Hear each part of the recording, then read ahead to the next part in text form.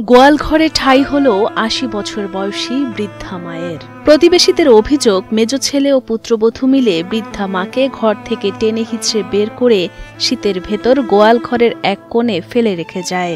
যখন বউ টানিয়া নিয়ে হালিয়ে দিছে, ওর মায় বলছে মা মা আমারে হালেস না রে, মা আমারে হালেস না রে। যখন ভাত নিছে ফলে কি আছে গতন ডাকে বাড়ি করে দিছে, তুই ভাত খাওয়াবি কি আর তোকে ভাত খাওয়া লাগবে না, এটি ভাত নাকে হলে মরিয়া যাক, এটি মরিয়া গেলে তো ভালো শান্তি হইব। আমাকে কোনো মহিলারে শীতের মধ্যে গরু ঘরে নিয়ে রাখছে, এটা কি ঠিক করছে? এই শীতের মধ্যে আমরাই থাকতে পারি না, আর এই মহিলা কিভাবে থাকবে? এবং মশার কামড় সবকিছু মিলিয়া এই মহিলা তো একদিনও বাঁচবে কিনা সন্দেহ। হৃদয় বিতরক এ ঘটনা ভোলার দিঘলদি ইউনিয়নের ধুপরি বাড়ির। শেষ বয়সে বৃদ্ধা মায়ের এমন করুণ অবস্থা দেখে প্রতিবাদ করেন প্রতিবেশীরা। তারা জানান, বৃদ্ধা নূরজাহানের কাছ থেকে জোরপূর্বক সব সম্পত্তি লিখে নিয়েছেন মেজ সন্তান জসিমউদ্দিন। ওর মায় বক্স ভাতা পায়, হে আবার তেল নুনের ওই জন্য একটা ভাতা হেইটা পায়।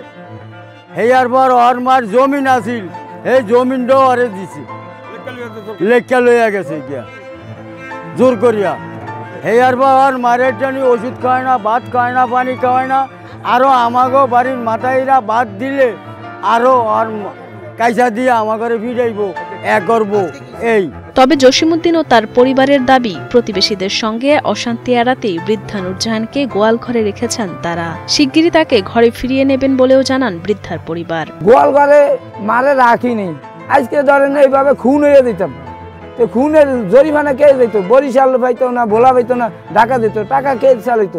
খোলা তো এখন তো আইয়া তো শাশুড়ির একটা তো আমি ঘরে দিয়ে শুয়ে নি, আইয়া তো আঙ্কেল আমিও দেখছেন, আমিও তার সাথে দাঁড়িয়ে রয়েছি কিবা বসে রয়েছি।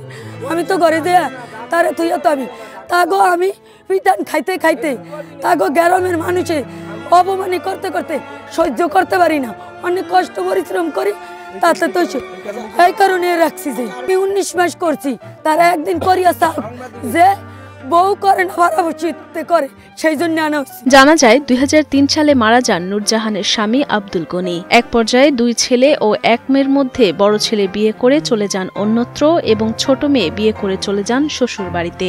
2 বছর আগে দৃষ্টিশক্তি ও চলাফেরার ক্ষমতা হারান বৃদ্ধা নূরজাহান। শেষ বয়সে এসে এখন মাকে দেখারই যেন কেউ নেই।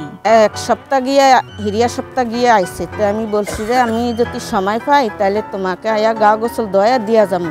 আমার শরীরটা খারাপ ছিল দিকে আমি আসতে পারিনি, এখন আমি মনটা ভালো লাগে না দিকে আমি বাড়িতে আইছি আমার স্বামীর সাথে নিয়ে আইসি। আয়সা দেখতে আছে, আমি ভালো মন্দ কিছু বলিনি কারো। আয়সা দেখি আমার মায়ের গরু ঘরে শুয়ে রয়েছে। আমার মার তো গরু ঘর না, আমার মার হচ্ছে মেন ঘর। আমার শীত নেই, আমার গাও কাবে, আমার হাত কাবে, পেটে রুয়ে দলে দুগা ভাত খুঁজিয়েই বাগানে আজ কোন হইছি আমি কইতারি না।